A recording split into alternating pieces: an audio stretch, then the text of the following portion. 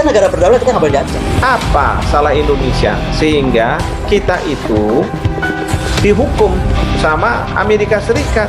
Kan kita kan nggak layak dihukum. Para pejabat negara kita bereaksi itu tidak membela kedaulatan, kehormatan Indonesia sebagai pemilik presidensi G20 tahun ini. Kenapa isu Ade Armando besar sekali?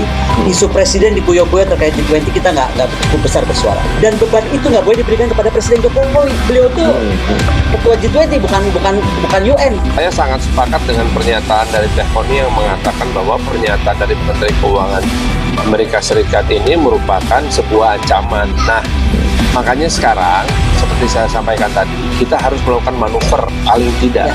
Kalau memang kita tidak mau memberikan pernyataan-pernyataan yang sama kerasnya, karena kan kita ngelihat bahwa gaya diplomasi Ibu Retno ini kenapa cocok sama Pak Jokowi? Make clear that it cannot be business as usual with respect to Russia's participation at these meetings, and I can tell you that I certainly expect to express in the strongest possible terms the war against Ukraine.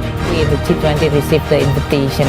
It was not easy, but at the end they are all in the same room. But if you don't agree and you want to express this politically, like Christine, you walk out. So that's another expression of the politics. But it doesn't prevent us to talk about the substance, which is important, not only serving the G20 but also for the rest of the world.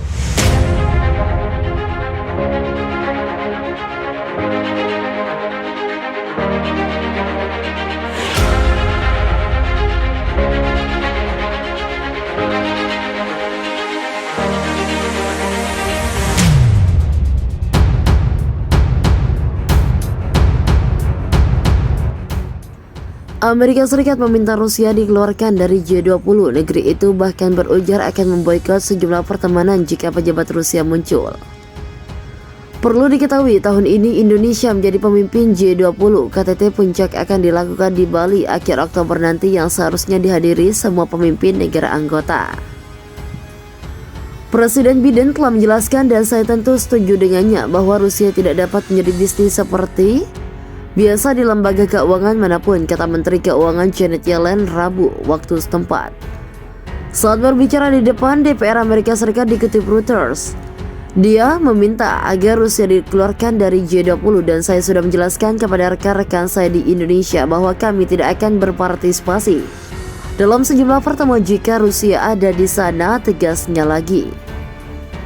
Dikatakannya Rusia telah melakukan tindakan tercela. Peristiwa pembantaian di Bucha, Ukraina yang disebut Barat dilakukan Rusia adalah bentuk penghinaan pada aturan global. Tindakan Rusia termasuk kekejaman yang dilakukan terhadap warga Ukraina yang tidak bersalah di Bucha, tercela, merupakan penghinaan yang tidak dapat diterima terhadap tatanan global berbasis aturan, katanya lagi. Akan memiliki dampak ekonomi yang sangat besar bagi dunia.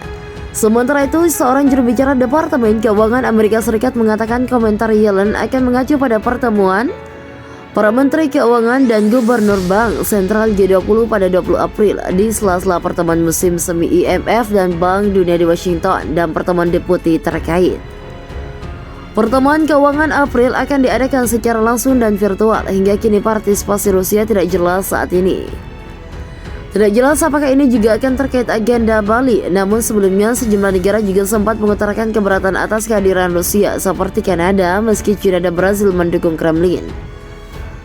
Perlu diketahui, awal Maret Duta Besar Rusia untuk Indonesia Lyudmila Vorobyiva mengatakan Presiden Rusia Vladimir Putin akan hadir langsung di Bali. Sejauh ini dia mau datang ke KTT G20 tapi tergantung pada situasi, katanya dalam konferensi pers dengan wartawan. Tanggapan pemerintah Republik Indonesia.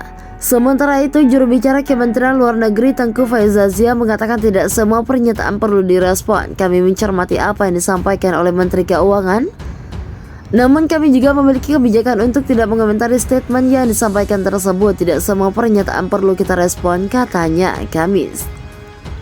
Terlepas dari polemik tersebut, dia mengatakan persiapan terus dilakukan. Undangan pun telah disampaikan pada seluruh anggota G20.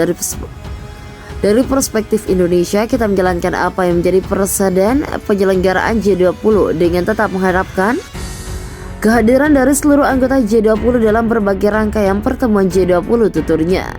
Sementara itu Kamis malam, Menteri Luar Negeri Republik Indonesia Retno Marsudi melakukan sambungan telepon dengan Menteri Luar Negeri Amerika Serikat Antony Blinken. Hal itu terungkap dalam akun Twitter resmi Menlu Kamis. Dalam cuitannya, Menlu mengungkapkan ada sejumlah hal dibahas bersama Blinken. Pembicaraan itu mencakup perkembangan di Ukraina, Afghanistan, G20 serta kerjasama Indo-Pasifik. Di tengah masa yang penuh tantangan ini, penting untuk menjaga jalur komunikasi dan konsultasi tetap terbuka dalam menangani berbagai masalah mendesak, Menlu tanpa memberi detail hasil pembicaraan.